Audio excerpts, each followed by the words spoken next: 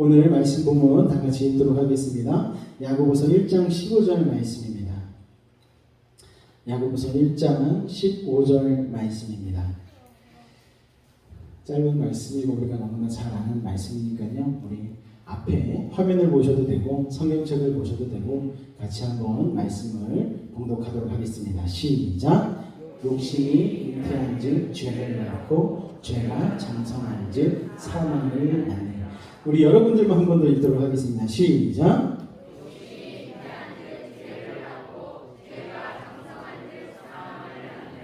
아멘.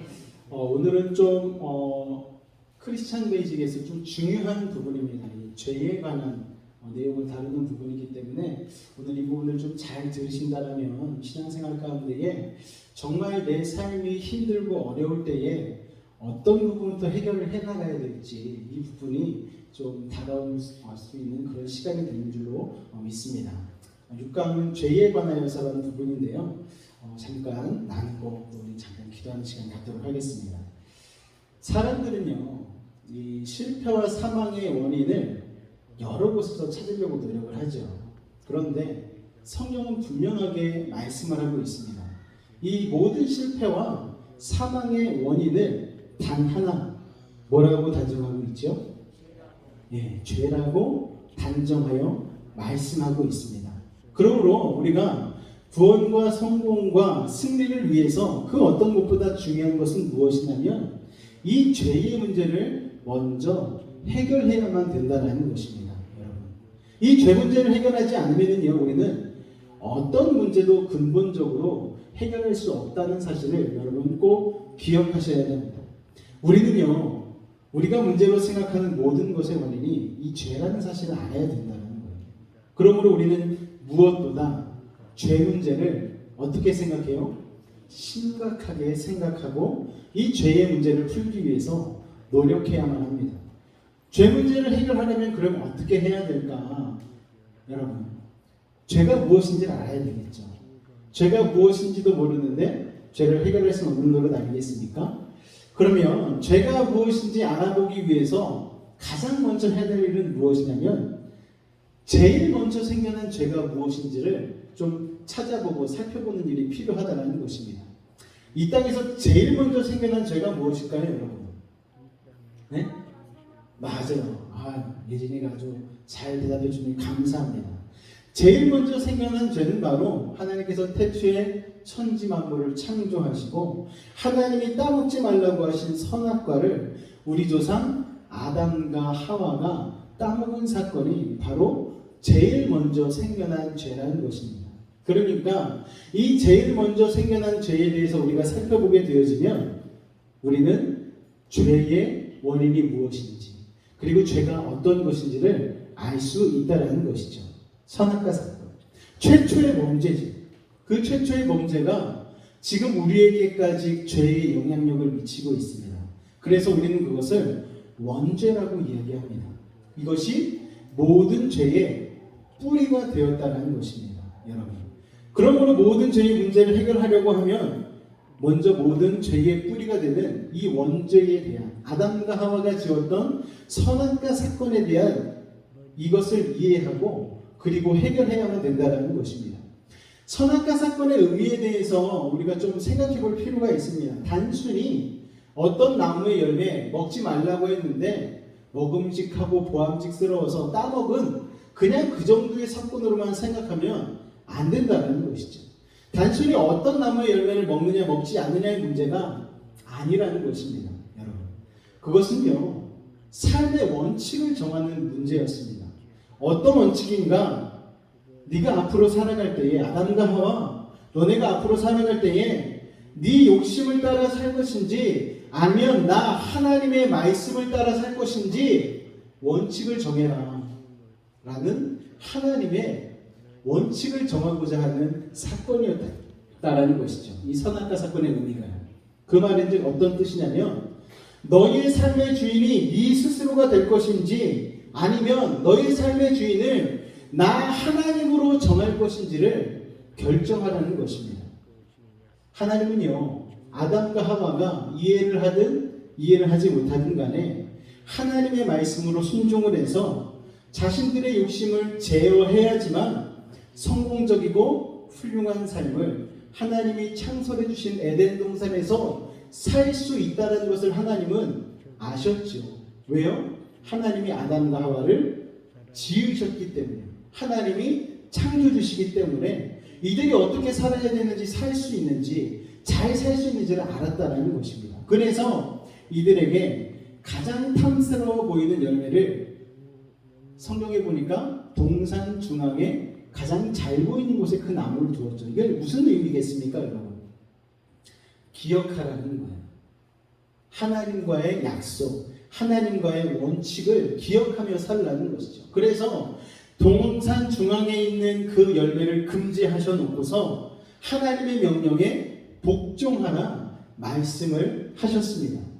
그런데 아담과 하와는 어떻게 했죠, 여러분? 실패하고 말았어요. 사탄이 저들을 유혹하고 말았습니다. 어떻게 유혹을 했느냐? 이렇게 유혹을 했습니다. 아담과 하와, 너의 삶의 스스로 주인이 되봐. 얼마나 멋진 삶을 살 수 있겠어? 네가 하나님이 되어서 먹고 싶으면 먹는 거야. 그리고 따고 싶으면 따는 거야. 그게 진짜 자유야, 아담과 하와. 그게 사람답게 사는 거야 라고 사탄이 유혹을 했죠. 사탄이요, 이마에다가 나 사탄이야 라고 써놓고서 유혹을 한 게 아니지 않습니까? 그냥 이 말만 놓고 봤을 때는 너무 멋진 말인 거예요. 사람답게 살라고? 내 마음대로 살 수 있다고? 나도 하나님과 같은 존재가 될 수 있다고? 기가 막힌 유혹이죠, 여러분. 그런데 아담과 하와가 이 유혹에 넘어가고 말았다라는 것입니다. 지금도 세상, 그리고 사탄은요, 마귀는요, 우리에게 이런 식으로 유혹을 해요.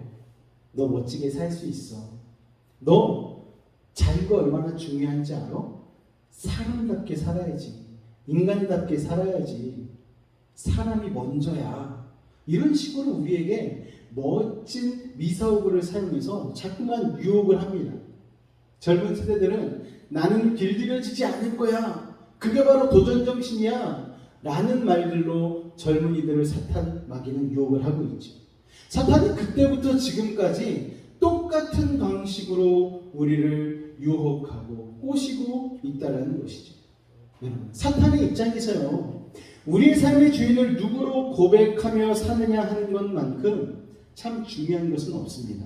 왜냐하면 하나님을 자신의 주로 고백하고 이해가 되든 이해가 되지 않든, 자신에게 손해가 되든 이익이 되든 상관없이 말씀대로만 순종하는 사람이 되어버리면 사탄은 그 사람 가운데에 어떠한 영향력도 행사할 수 없기 때문에 그렇습니다, 여러분. 그러나 사탄의 의도대로 하나님을 거역하고 자신이 스스로의 주인이 되어서 욕심을 따라 제 마음대로 사는 사람이 되면 그와 같은 사람은 사탄의 밥과 같아서 얼마든지 사탄의 마음대로 조종당하게 된다는 것입니다, 여러분. 나는 잘해보려고, 나는 좀 인간답게 살아보려고, 나는 자유하려고 선택한 그 선택이 사탄의 입장에서는 내 밥이구나. 너 이제 내가 조종할 거야, 여러분. 우리는요, 내 뜻대로, 내 마음대로, 내 자유를 위해서 사는 인생이 아니고 하나님의 뜻과 하나님의 말씀대로 사는 인생이 되어야 될 줄로 믿습니다. 불행하게도 아담과 하와는 선택을 잘 못했어. 사탄의 유혹에 빠졌죠. 하나님 명령을 거역하고 자신들의 욕심을 따라 행동을 했습니다. 하나님을 자신의 주인으로 삼지 않고 자신이 스스로 자신의 주인이 되어서 말씀을 따라가지 않고 욕심을 따라 제 마음대로 사는 그 방식을 불행하게도 택하고 말았습니다. 성경은 그것을 한 글자로 이야기하고 있습니다. 이게 뭐라고요, 여러분? 죄입니다. 그러니까 죄를 우리가 정의하면은 이렇게 정의할 수가 있습니다. 우리 다 같이 한번 읽어보도록 하겠습니다. 시작! 하나님으로 자신의 주인 삼지 않고 자신이 스스로 자신의 주인이 되어 말씀을 따라 살아가지 않고 욕심을 따라 제 마음대로 산다. 이거 너무나 중요한 것이기 때문에 우리 여러분들만 한 번 더 읽어볼까요? 시작!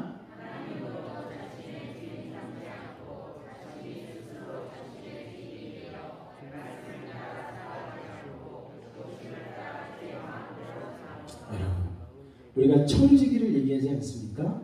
청지기는 뭐죠? 내게 아니라는 거예요. 내가 가지고 있는 것, 내 손에 쥐고 있는 것, 내가 딛고 있는 것, 내가 느끼고 있는 이 모든 것들이 내게 아니라는 것입니다. 이 모든 게 누구 거라고요? 하나님의 것임을 인정하고 하나님 대신에 하나님의 명령 따라 그것들을 지키고 사랑하고 가꾸고 사는 사람이 바로 이 청지기라고 얘기할 수 있겠죠. 그런데 우리는 이 땅에 청지기로 왔어요. 그런데 자꾸만 착각을 해요. 하나님께서 너무나 많은 권한을 부여해 주셨기 때문에 가끔씩 착각을 하는 거예요. 이거 내가 가꿨으니까, 내가 땀 흘렸으니까, 내가 투자했으니까, 내가 힘썼으니까, 내가 내 지혜로 했으니까 이거 내 거 아닌가라는 착각을 하게 된다는 거죠. 그러나 그렇지 않습니다. 모든 것이 누구 것이라고요?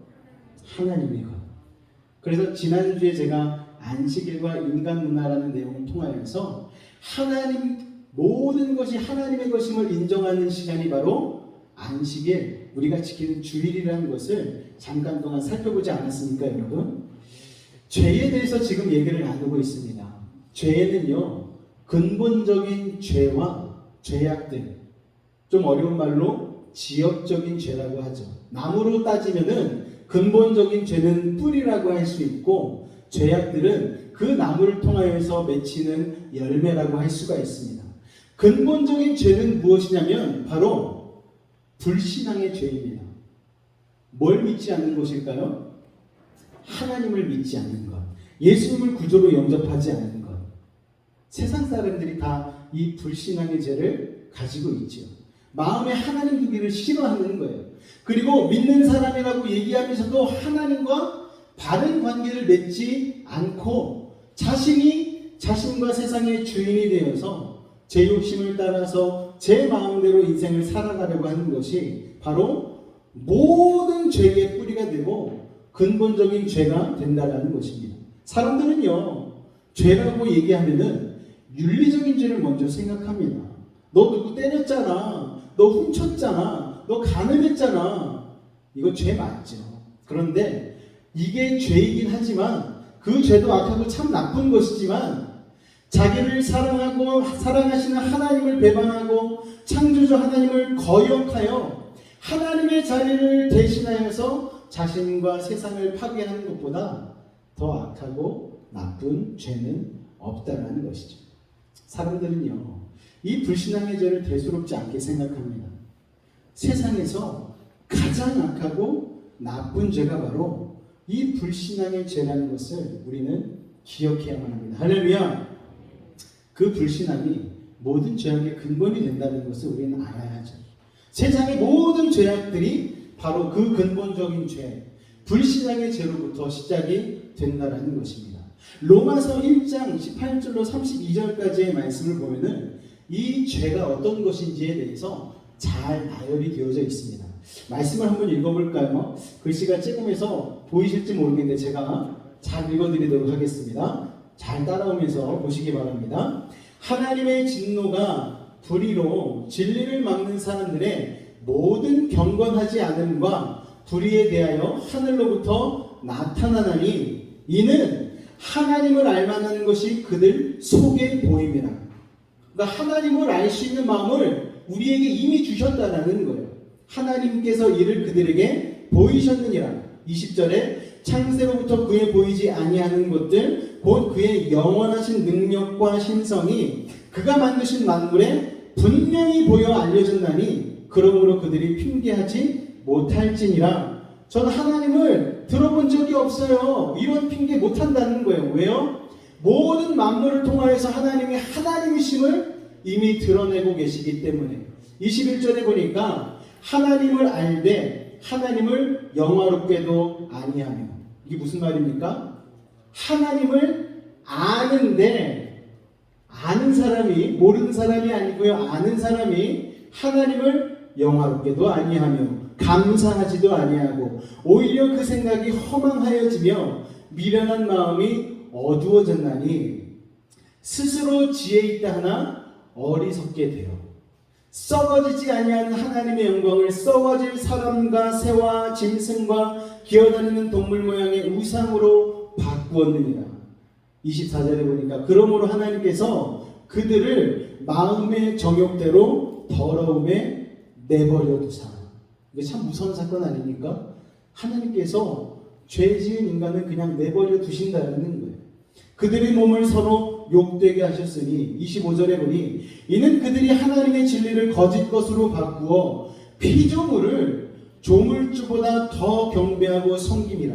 주는 곳 영원히 찬송할 이시로다. 아멘. 이게 18절부터 25절까지. 그 뒤에 26절부터도 한번 읽어보겠습니다. 이 때문에 하나님께서 그들을 부끄러운 욕심에 내버려 두셨으니 곧 그들의 여자들도 순리대로 쓸 것을 바꾸어 영리로 쓰며 그와 같이 남자들도 순리대로 여자 쓰기를 버리고 서로 향하여 음욕이 부릴 듯하며 남자가 남자와 더불어 부끄러운 일을 행하여 동성애 이야기하는 것이죠. 그들의 그릇 때문에 상당한 보응을 그들 자신이 받았느니라. 상당한 보응이 무엇입니까? 성병, 에이즈, 매도 이런 성병들 고칠 수 없는 그것들을 이미 그들이 동성애자들이 받고 있다라는 거예요. 28절에 보니 또한 그들이 마음에 하나님 두기를 싫어해요. 왜요? 양심, 하나님의 마음과 그리고 세상의 생각이 한 군데서 부딪히게 되면 마음이 너무 괴롭기 때문에 하나님 두기를 싫어하는 거예요. 그 뒤에 보니 하나님께서 그들을 그 상실한 마음대로 내버려 두사 합당하지 못한 일을 하게 하셨으니 여기서부터 모든 죄악들의 열매들이 나오죠. 곧 모든 불의, 추악, 탐욕, 악의가 가득한 자요, 시기, 살인, 분쟁, 사기, 악독이 가득한 자요, 수근수근하는 자요, 비방하는 자요, 하나님께서 미워하시는 자요, 능욕하는 자요, 교만한 자요, 자랑하는 자요, 악을 도모하는 자요, 부모를 거역하는 자요, 우매한 자요, 배약하는 자요, 무정한 자요, 무자비한 자라. 그들이 이 같은 일을 행하는 자는 사형에 해당한다고 하나님께서 정하심을 어떻다고요?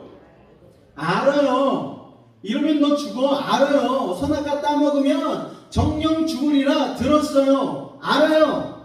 알고도 뒤에 보니까 자기들만 행할 뿐 아니라 더 무서운 게 뭡니까? 또 그런 일을 행하는 자들을 옳다 합니다. 죄가 정말 무섭지 않습니까, 여러분? 자기 혼자만 죽으면 되는데 그렇지 않다는 거예요. 그 죄악으로 끌고 가는 거예요. 그리고 그런 죄를 벌이는 사람들 향해서 그거 맞는 거야. 동성애 오케이. 평화롭게. 소수의 사람들 얼마나 중요해. 그 사람들 인권 존중해줘야지. 이런 식으로 얘기하면서 옳다 인정하는 거예요. 하나님 보시기에 얼마나 추악한 모습입니까, 여러분? 이 로마서 1장 말씀을 이해하기 쉽게 정리하면요, 다음과 같습니다. 첫째, 다 같이 한번 읽어볼까요? 시작. 하나님이 만드신 모든 피조물을 통해서 계시해 주셨습니다. 그러므로 사람들은 자기가 하나님을 알지 못한 것에 대해 핑계할 수 없다. 나는 예수님 들어본 적이 없어요. 이런 핑계 주님 오셨을 때, 재림하셨을 때에 핑계댈 수 있다 없다? 없다. 다 어디 간다? 심판받아 지옥 간다. 자, 두 번째 내용 다 같이 읽겠습니다. 시작. 그럼에도 불구하고 사람들은 하나님을 여러분. 세 번째 다 같이 읽겠습니다. 시작. 그로 인하여 사람들의 마음이 어리석어지고 어두워지기 시작하여 죄를 짓게 되었다. 사람들이 마음에 하나님 두기를 싫어하여 하나님 말씀에 순종하는 삶을 살지 않고 제 욕심을 따라 제멋대로 살기 시작하였는데 이게 근본적인 죄 아닙니까? 그와 같은 삶에서 모든 불의, 추악, 탐욕, 악의, 시기, 살인, 분쟁, 사기와 같은 악독한 것들이 나오게 되었다. 네 번째 읽겠습니다. 시작. 하나님께서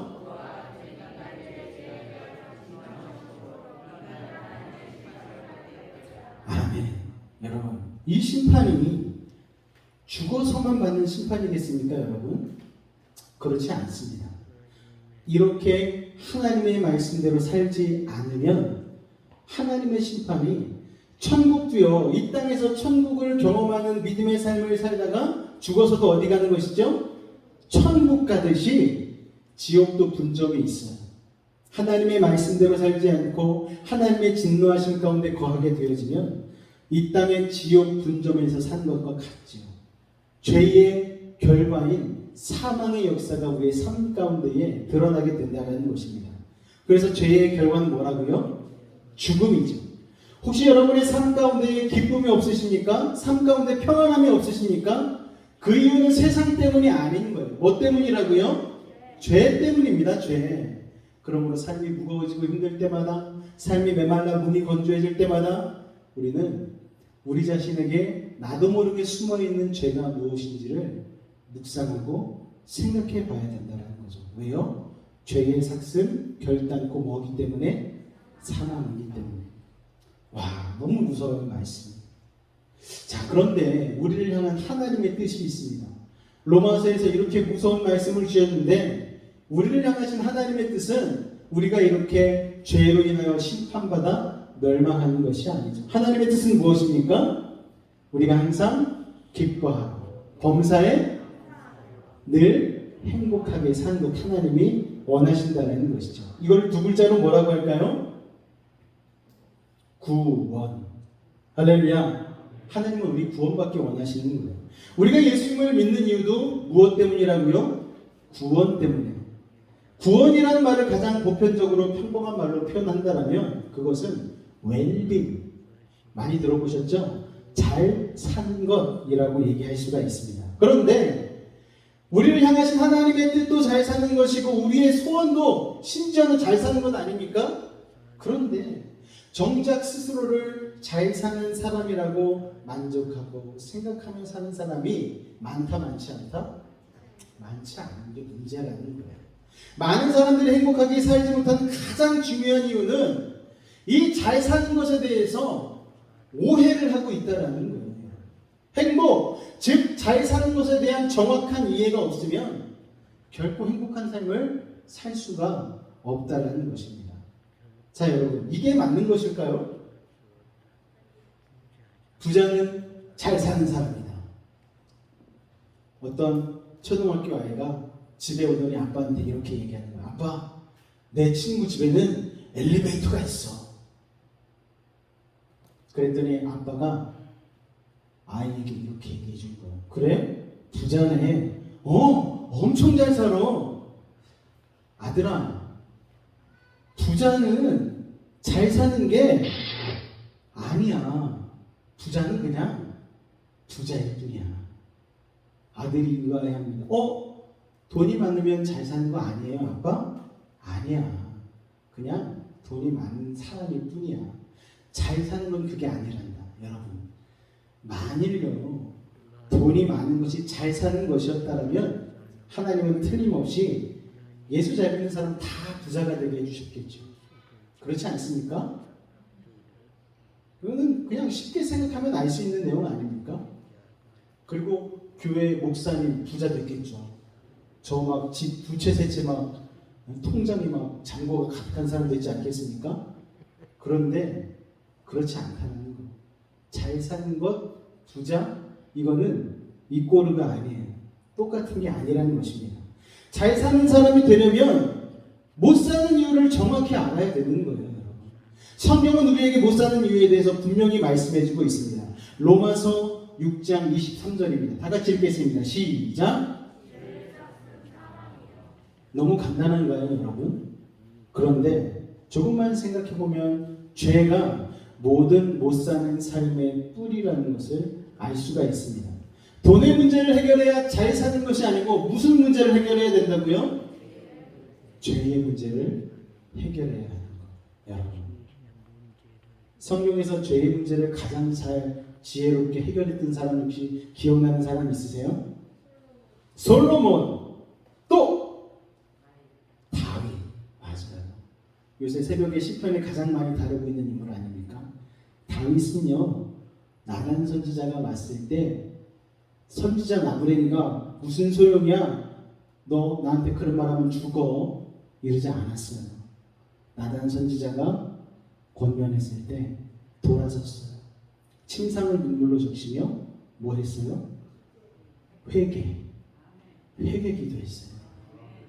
그래서 하나님이 그를 다시 들어 쓰셨죠. 정말 추악한 더러운 무서운 죄를 지었음에도 회개해서 죄의 문제를 해결했더니 다윗은 전무후무한 하나님이 복 주신 사람의 1번이 되었습니다. 기네스북에 찾아보면은 가장 부자인 사람 누구라고 여러분 생각하세요? 다윗으로 나와요. 다윗으로. 솔로몬 아니에요. 다윗입니다. 여러분. 빌 게이츠 아니에요. 다윗이에요. 여러분. 죄의 해결은요, 구원의 문제뿐만이 아니고 정치, 경제, 사회, 문화의 전반적인 문제도 해결할 수 있게 된다는 것을 여러분 꼭 기억하시기 바랍니다. 하나님은요, 아담과 하와에게 선악과 먹으면 죽어라고 말씀하셨어요. 분명하게 말씀하셨어요. 그건 우리가 성경을 보면 알 수 있죠. 죽는다는 이야기 앞에 어떤 단어를 넣으셨습니까? 정령. 반드시 죽어. 진짜 죽어. 죽을까 아니고 진짜 죽어. 그런데 선악과를 따먹고 범죄하였는데 그냥 그 자리에서 꼴까닥 죽었으면 야 정말 죽는구나 생각을 했겠는데 그 죽시로 죽지 않았어요. 그런데 죽지 않았는데 죽었어요. 아 이게 무슨 말장난이야. 죽지 않았는데 죽었어? 자 지금부터 그 죽음의 실상에 대해서 5가지 정도로 나누고 오늘 이 시간을 마치고자 합니다. 첫째, 다 같이 읽겠습니다. 시작! 하나님과의 관계가 단절되었어요. 범죄하기 전에는 하나님을 손꼽아 기다렸어요. 오늘 하나님은 언제 나타나시지? 하나님, 오늘도 하나님의 음성 듣고 싶어요. 막 그랬어요. 그런데 범죄한 이후에는 숨었어요. 숲풀 속으로 나무 뒤로 숨었어요. 하나님이 어디 있느냐 찾으실 정도로 아주 꼭꼭 숨었어요. 여러분, 자녀들이요 사춘기가 되어서 죄를 짓게 되잖아요. 청소년기에 남자애들도 그렇고 여자애들도 그렇고 유혹들이 참 많이 있습니다. 그래서 몰래 바깥에서 나쁜 짓을 하고 들어오면 그런 애들은 대부분 티가 나요. 부모가 자식을 모르겠습니까? 들어오자마자 자기 방으로 손살같이 들어가. 그리고 문을 꼭 닫아요. 이러면 바깥에서 무슨 일이 있었던 거야. 여러분, 관계가 단절되는 것이죠. 여러분, 아버지와 아들의 관계가 단절되면 가장 먼저 어떤 일이 일어납니까? 용돈이 끊겨요. 네, 관계가 단절되면 보통 그렇잖아요. 그렇기 때문에 하나님과의 관계가 단절되는 것은 참 비극이라고 할 수가 있습니다. 죄 때문에. 두 번째, 다 같이 읽겠습니다. 시작! 태초의 인간 2명이 있습니다. 아담과 하와. 그런데 범죄하기 전에는 이렇게 얘기했어요. 너는 내 뼈 중에 뼈요, 살 중에 살이라. 이게 우리가 많이 들어서 그렇지 하와가 이 말을 최초로 들었다라고 생각을 해보십시오. 와, 기가 막힌 시적인 문구 아닙니까? 아담이요, 시인이었던 것 같아요. 그런데 그 시인과 같던 그 사랑이 많던 아담이 갑자기 저 여자 때문에요. 하나님이 물어봤을 때 너 왜 그 죄 저질렀어 그랬더니 저 여자래요. 여러분 집에서 아내 보고 저 여자 그럴 수 그런 용기가 감이 있는 남자가 있는지 모르겠지만 저 여자래요. 여러분 범죄 후에 관계가 단절돼 버렸죠. 또 창세기 11장에 보니까 바벨탑 사건을 통하여서 언어가 흩어지게 되었어요. 죄로 말미암아 하나였던 언어가 서로 다른 말을 쓰게 되므로 관계가 단절되는 사건이 일어나고 말았습니다. 자, 첫 번째는 하나님과의 단절, 두 번째는 인간관계의 단절입니다. 자, 세 번째는 다 같이 읽겠습니다. 시작! 네, 수치스러운 존재가 된다는 것이죠. 범죄하기 전에 아담과 하와는 벌거벗고 살았어요. 그런데도 부끄러운 게 하나도 없었어요. 그런데 범죄한 후에 저들은 무화과 나뭇잎으로 치마를 하여서 자신을 가리웠습니다. 드러내놓고 보여줄 수 없는 수치스러운 존재가 되어버리는 것이죠. 죄가 없을 때 사람은 어떻게 살아요? 자랑스럽고 영광스러운 존재로의 삶을 삽니다. 그런데 죄를 지으면요, 사람은 누구 앞에도 떳떳하게 설 수 없는 존재가 되는 것이죠. 여러분, 죄가 없을 때는 영광스럽게, 죄를 지으면 떳떳하지 못한 존재가 되는 것, 수치스러운 존재가 되는 것.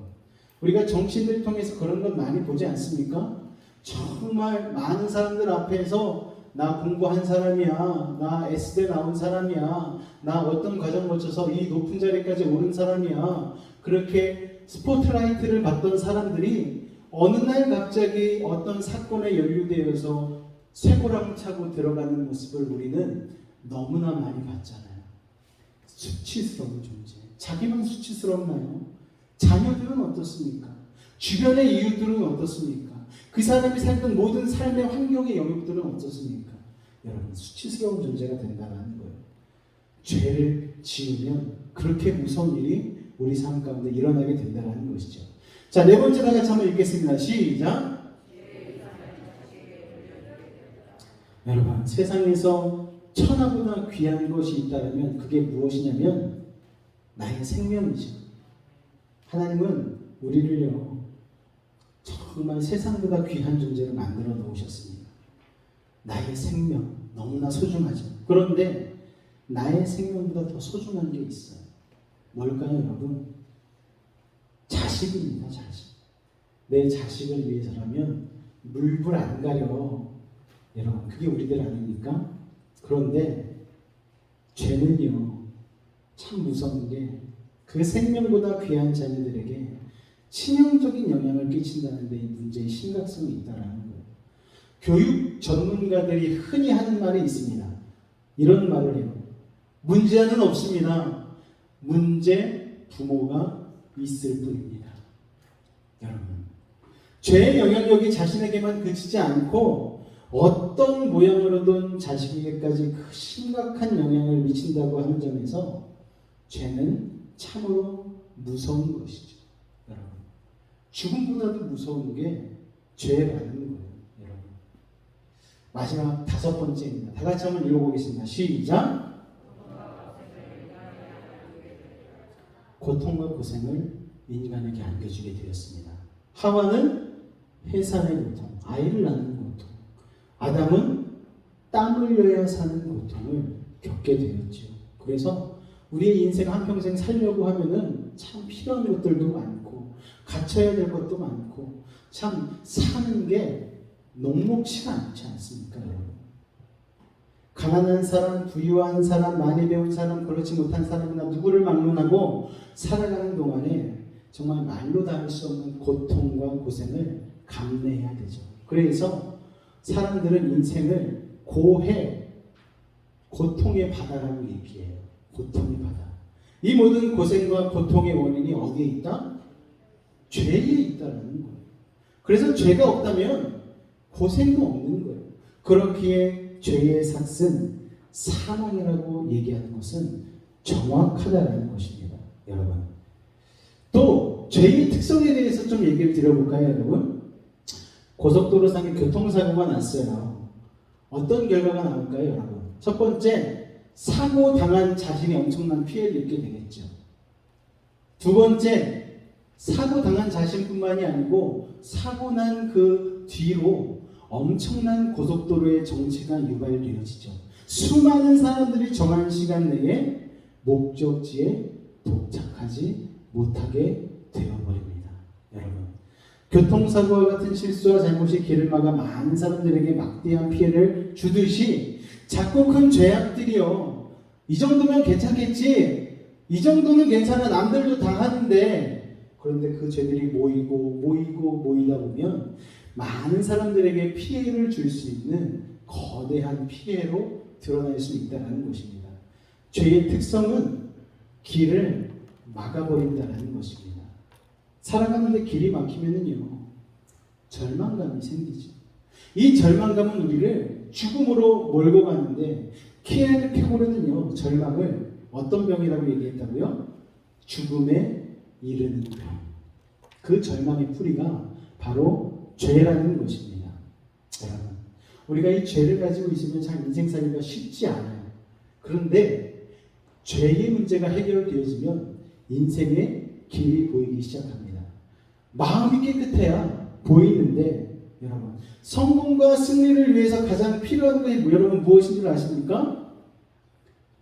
정견. 정견이 뭐죠? 어떤 상황이나 사건을 똑바로 바라볼 수 있는 시각, 눈을 이야기합니다. 또 하나는 선견. 선견은 뭘까요? 미리 앞을 내다볼 수 있는 안목. 이거는 선견이라고 얘기하죠. 앞서 보는 것, 정확히 보는 것만큼 성공과 승리를 위해서 중요한 것은 없습니다. 요새 주식이 한창 인기인데 정견과 선견을 가진 전문가를 불러서 주식에 대한 정보를 얻고자 하는 사람들이 참 많이 있죠. 그런데 그 사람들이 결코 정견과 선견을 가질 수는 없습니다, 여러분. 아무리 여건이 아무리 좋아도 판단이 정확하지 않고 또 판단의 속도가 너무 느려서 남이 다 본 후에야 그것을 보게 된다면 절대로 삶에서 승리하거나 성공할 수 없겠죠. 그런데 삶에서 성공하고 승리하는데 그토록 중요한 이 정견과 선견, 어떻게 무엇을 통해서 얻을 수 있냐면요, 돈으로는 얻을 수 없어요. 여러분, 열심히 공부하는 것으로 어느 정도 지혜와 지식을 얻을 수 있겠지만 그걸로는 충분하지 않습니다. 정견과 선견이 사람이 되는데 가장 중요한 게 여러분 무엇인 줄 아십니까? 깨끗한 마음을 갖는 거예요. 깨끗한 마음. 여러분, 바둑이나 장기 훈수 두는 사람 장기를 둘 때보다 급수가 올라가요. 훈수는 자기가 두는 게 아니고 옆에서 보는 사람이에요. 옆에서 보는 사람이 훈수를 두죠. 그 이유는 훈수를 둘 때는요, 뭐가 없어지기 때문에 그렇습니까? 욕심이 없어지기 때문에 그렇다는 거예요. 욕심에 눈이 먼다라는 옛말이 꼭 맞죠. 욕심이 잉태한즉 죄를 낳고 죄가 장성한즉 사망을 낳느니라. 욕심, 즉 죄가 우리 눈을 어둡게 해서 우리에게서 그토록 생명처럼 소중한 정견과 선견의 능력을 빼앗아 간다는 사실을 여러분 꼭 기억하시기 바랍니다. 그러니까 여러분 성공하고 싶으십니까? 잘 나가고 싶으세요? 그러면 정견과 선견을 갖기 위해 욕심을 버리시기 바랍니다. 할렐루야. 예수님은 상산수훈, 상산보훈이라도 얘기하는데요. 거기서 이렇게 말씀하셨어요. 마음이 청결한 자가 뭐가 있다고요? 복이 있다. 마음이 깨끗한 자가 복이 있다라는 거예요. 하나님을 보게 될 것이라고 말씀하셨습니다. 마음이 깨끗하면 하나님까지 보일 수 있다라는 거예요, 여러분. 그런데 하나님이 보인다는 건 뭡니까? 하나님의 생각, 하나님의 수가 보인다라는 거죠. 그러니 이 왜곡된 세상에서조차도 승리할 수밖에 없는 기초를 가지게 된다는 거예요. 그런데 죄와 욕심 때문에 이것을 우리의 마음을 지키지 못하면 어떻게 되느냐?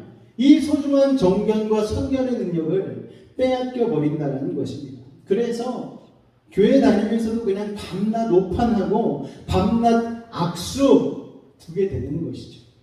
그러니 성공과 승리는 고사하고 생명을 바로 구제하기도 어려운 그런 비참한 현실 가운데 빠지게 된다는 것입니다. 이런 얘기가 있죠. 까마귀 발로는 천국 못 간다. 제 발바닥 아니니까 너무 신경 쓰지 마셔요. 제 발바닥 아닙니다. 자, 우리는요, 더러운 죄를 가지고 하나님의 나라에 들어갈 수가 없습니다. 죄와 하나님은요, 결코 같은 공간에 놓일 수가 없는 거예요. 이 세상에선 우리의 죄가 숨겨질 수 있지요. 그런데 햇빛보다 더 밝은 하나님의 빛 앞에서는 어떠한 죄도 여러분 감출 수가 없다는 것입니다. 조영기 목사님의 설교 영상 중에 지옥에 관한 설교를 하신 적이 있으셔요. 목사님이 꿈을 꾸셨는데 지옥으로 빨려 들어가는 꿈을 꾸셨다고 그러더라고요. 그런데 지옥으로 왜 빨려 들어갔느냐 했더니 정말 손톱보다 그것보다 더 작은 죄만 있어도 자석같이 지남철같이 그 블랙홀과 같은 곳으로 급속도로 빨려 들어가더라는 거예요. 그런데 빨려 들어가는 순간에 얼마나 무서웠는지 막 소름이 돋고 정말 말로는 세상의 언어로는 표현할 수 없을 정도로 공포스러운 것들이 막 몰려오는데 설명하지 않아도 야 그냥 이게 지옥이구나 라는 것을 느끼셨다고 합니다. 그런데 마음속 깊은 곳에서 예수피, 예수피, 예수님의 보혈을 의지합니다. 이 말이 조금씩 새어나오기 시작하더니 예수님의 보혈을 얘기하는 순간 그 어둠 속으로부터 끌어올려지기 시작하더라는 거예요. 예수피가 무엇이기 때문에 우리의 죄를 지우는 유일한 지우개. 예수피로 죄가 사해지는 순간 그 깊은 어둠 속 무적행과 같은 지옥으로부터 끌어올려지는 놀라운 역사를 경험했다는 거예요. 여러분, 죄의 가장 큰 심각성은 여러분 무엇인 줄 아십니까? 우리를 실패하고 패배하게 만드는 것으로 그치는 게 아니에요. 영원한 하나님의 나라에 들어가지 못하게 만든다는 게 이 죄의 심각성이 있습니다. 죄를 가지고 구원 얻을 수는 없어요. 죄의 삭은 사망이라는 말이 꼭 맞습니다, 여러분. 지금까지 여러분에게 설명드린 이 죄에 관한 부분에 대해서 결론으로 마지막으로 설명을 드리려고 합니다. 여러 가지 측면에서 죄가 우리 삶에 끼치는 심각한 영향들에 대해서 살펴보았는데요. 사탄은요, 이렇게 무섭고 심각한 죄를 가볍게 생각하게 만든다는 거예요. 그리고 사람이라면 누구나 죄 짓고 산다는 식으로 죄도 지었는데 저 사람도 지었잖아요. 저 사람도 그렇게 하는데 이렇게 얘기하며 대수롭지 않게 여기도록 속이고 있다는 거예요. 그런데 여러분, 세상에 이 죄처럼 무서운 것이 없다는 사실을 우리는 깨달아야만 합니다. 죄의 삭시 사망이라는 말씀을 마음 깊이 새기고 평생 이 말씀을 잊지 말아야 합니다. 그리고 정말 죄를 두려워하면서 살아야 합니다. 여러분, 지금 여러분의 마음과 삶 속에 혹시 기쁨이 없으십니까? 평안이 없으세요? 그 이유는 세상 때문이 아니에요. 죄 때문입니다. 여러분, 그러므로 삶이 힘들고 무거울 때마다, 삶이 메말라 무미건조해질 때마다 자신에게 숨어있는, 아담과 하와가 처음 죄를 짓고서 숲을 속에 숨어있는 것과 같이 우리의 마음속 숲을 속에 숨어있는 그 죄들을 우리는 생각해야 되고 끄집어내야 되고 회개해야 된다는 거예요. 죄의 삭은 다시 한번 말씀드리지만 사망입니다. 가난과 환경과 여건이 우리를 못살게 하는 것이 아니에요, 여러분. 우리 인간의 마음속 깊은 곳에 자리하고 있는 죄가 우리를 못살게 만드는 것입니다. 죄 때문에 못 사는 거예요. 죄의 삭은 사망입니다. 그러니 우리가 죄를 짓고는 주님 나라에 결코 들어가지 못하죠. 우리가 이것을 생각함으로 죄에 대해서 무겁게 여기고 늘 회개하는 마음으로 주님 앞에 청결한 마음으로 살기 위해서 노력하실 수 있는 우리 새로운 교회 성도님들 되시기를 예수 부탁을 드리겠습니다. 여러분에게 해당되는 것이 아니고 저도 마찬가지입니다. 저도 똑같은 죄인이거든요. 진노의 자녀거든요. 우리 모두가 이 죄를 하나라도 한 거풀이라도 더 벗기기 위해서 처절하게 노력해야 되는 사람들이라는 것을 여러분 기억하셨으면 좋겠습니다. 그래서 날마다 잠자리에 들기 전에 오늘 내가 주님 앞에 지은 죄가 무엇인지, 사람들에게 해코지한 것은 무엇인지, 내가 주님의 말씀대로 살아내지 못할 부분들은 무엇인지 우리는 늘 생각해야 될 줄로 믿습니다. 할렐루야.